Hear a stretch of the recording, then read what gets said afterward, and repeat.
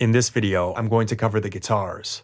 While there's definitely a lot of tracks, this group is receiving the least amount of treatment.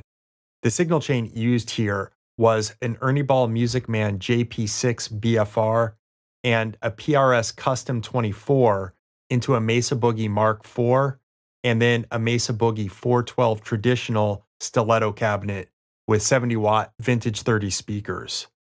The first three tracks are effects tracks just used in the very beginning of the song. Lo-fi, believe it or not, is a mic capture of the guitar signal coming out of a pair of extreme isolation headphones.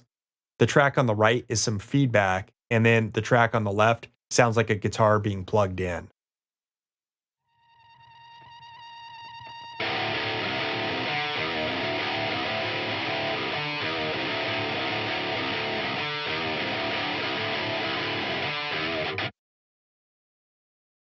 The rest is pretty simple. There are two separate takes panned hard left and right, presumably one of each guitar, with 4 mics apiece. As I play through the track, I'll isolate each mic so you can hear what each one sounds like, and then I'll let them play blended together at the end.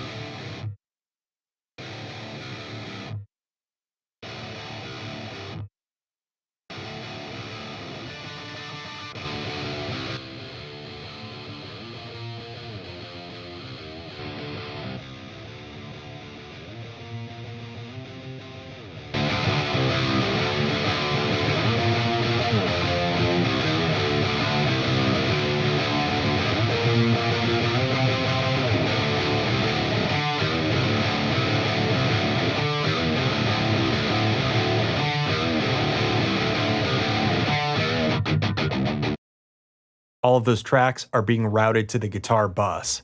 For processing, up first is the Waves API 550A EQ.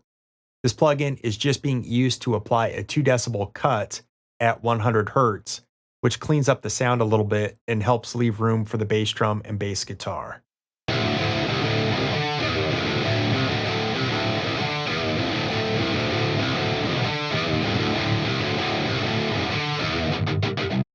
Following that is the FabFilter Pro Q, which starts with a low cut set at 75 Hz. Following that is a broad cut to the mids at 750 Hz, and then a more narrow cut at 2.8 kHz. Finally, there's a high cut at 11,111 Hz. This EQ treatment opens the sound up the slightest bit. I'll add each band in one at a time so you can hear what each is doing.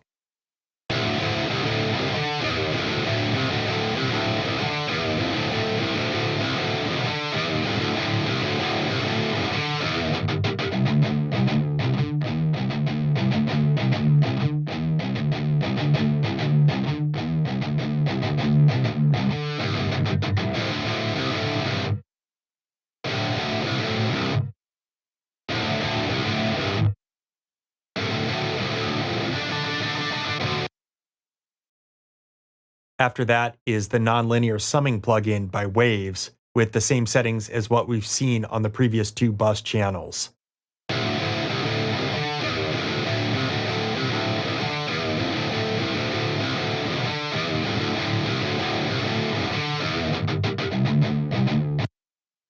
Here's what the guitars sound like before and after all the treatments I've gone over in this video.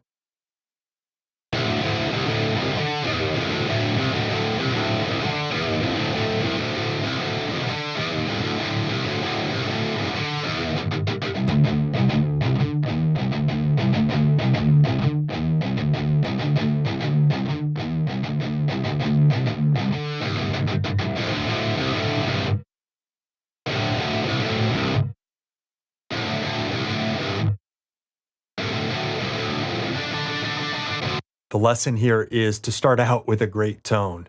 Miko wrote in his notes, "When you track the guitar properly, you don't have to do anything really."